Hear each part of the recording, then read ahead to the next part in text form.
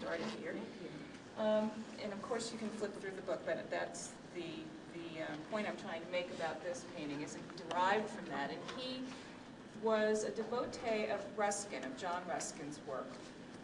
And to encapsulate his ideas for those of you who may have forgotten, Ruskin really believed that you had to use direct observation to develop and to find the truth of whatever it was you were painting.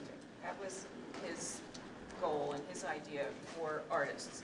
And her father, William Frost Richards, took that very literally.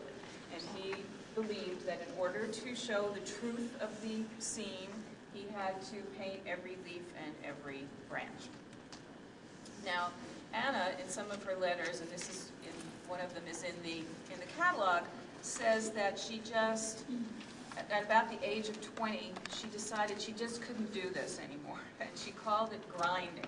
She said, I know he's right, this would be great, but I just can't grind anymore this way. And so she began to work in a more Impressionist style. Now, and I think that is exemplified by this painting next to a knight-errant cup of tea in Holland. To me, it's very reminiscent of Rembrandt. It looks sort of, which of course has nothing to do with Impressionism, but the light is that similar. And of course, I really think right away of Van Gogh's Potato Eaters. If you look closely, it has that same mood, I think, dark and Dutch.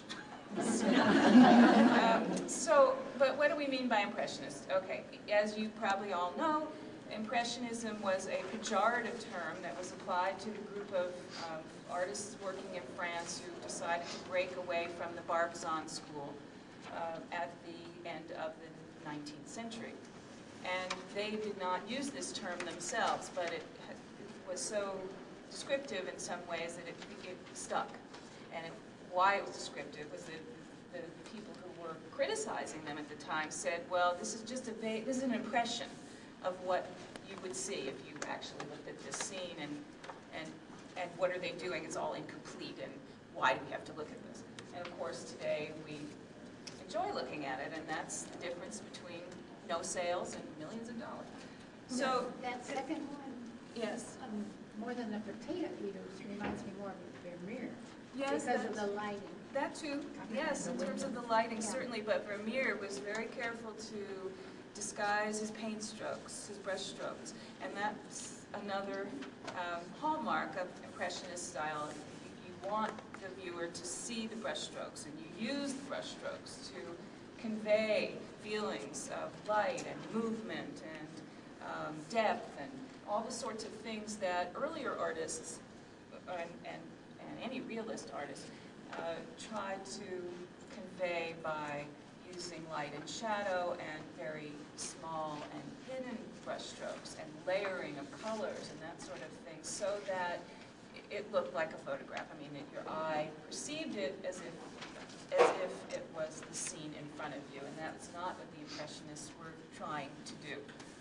So she was, excuse me, yeah. She was very young when she painted this. She was very young. And, yeah, well, she did, begin to develop this style, to break away from her father.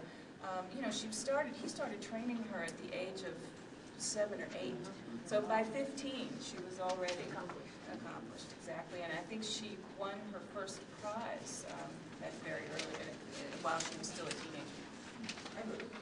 Yeah. In referring to her, I've heard people say Anna, and it's interesting. I don't know, is that because she's a woman or because she's... Well, I'm glad you bring that up. I had long discussions with Susan McClatchy, my collaborator, about that, and she thought we should call her Anna in the book, and I said, no, do you call Picasso Pablo? You do not. So in the book, I refer to her either as Richards, which was her unmarried name, or Brewster. But that is another problem with women artists, that they often have two names during the course of their career, and that can be confusing. So some people choose to call her by her first name. I guess I go back and forth, but I appreciate that point, and it's important because it's an issue with how do you refer to a woman artist. Also, in this case, it was hard because her mother's name was Anna Richards as well. So. Yeah, her mother called her Anna Jr. So we talked about brushstrokes in Impressionist art. There's also the interest in the exaggerated depiction of light. You know, that's, again, it's just something to hang your hat on when you're trying to think about what distinguishes Impressionism. But of course, most artists are very concerned with light. That is, realist artists, non-abstract. And then, of course, they painted out of doors. And she did, and also did that quite a bit, not of course everything, but a lot. Now, but that was all moderated, so her interest in doing that sort of impressionist turn was moderated by her lack of interest in fracturing forms, which you see in as early as Cézanne, who was essentially a proto-cubist. I mean, you could call him that. Late Monet, who conveyed a lot with just big dabs of color. But you didn't see the form. There was no outline. Your eye communicates the form to your brain by other means, but not by seeing an actual outline. Seurat, of course, did this with little dots.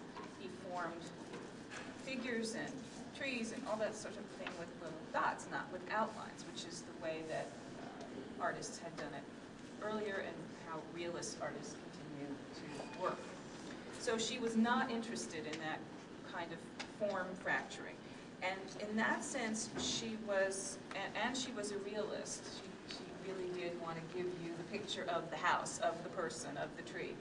And in that sense, it is in that sense that she's an American Impressionist, because that's very typical of the work of people like J. Alden Weir and Childe Hassam and Willard Metcalf. They did that same sort of thing. And so that's just, if anybody asks, or if you care to talk about that, that's those are some of the style differences that are important here. And I put these three together.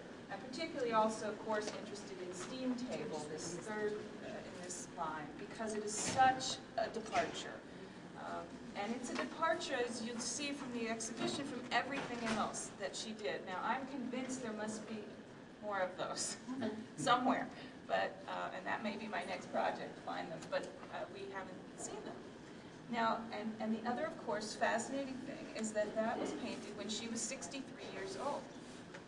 And so, she was obviously always learning, continuing to absorb what was going on in the art scene around her. I think everybody who looks at that thinks Edward Hopper. At least I certainly did.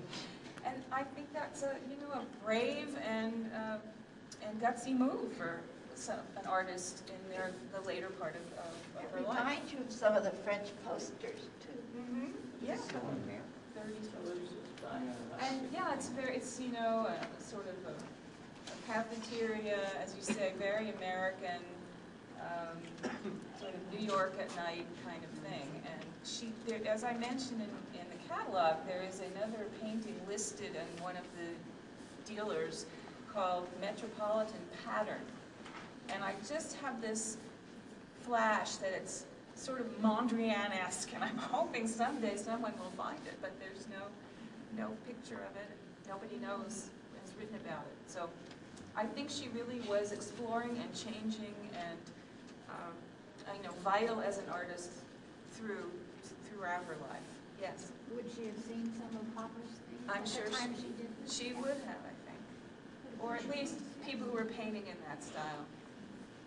Judith? Yes. When she was older, in her late 60s or mid-70s to 80s, she started destroying some of her work that she didn't like. Right. And, I find that's really sad, because she may have not liked it, but we Exactly. may have liked it. And what possessed her to do that? Do you have any insight on that? I don't have particular insight on it, because by that time she was, a lot of what we know, and I meant to say this earlier, so thank you for bringing this up. A lot of what we know is from letters that she wrote to her good friend, Annie Ware Windsor Allen. And unfortunately for us, she moved to Scarsdale, where Alan was living after she got married in her 30s. And so from that time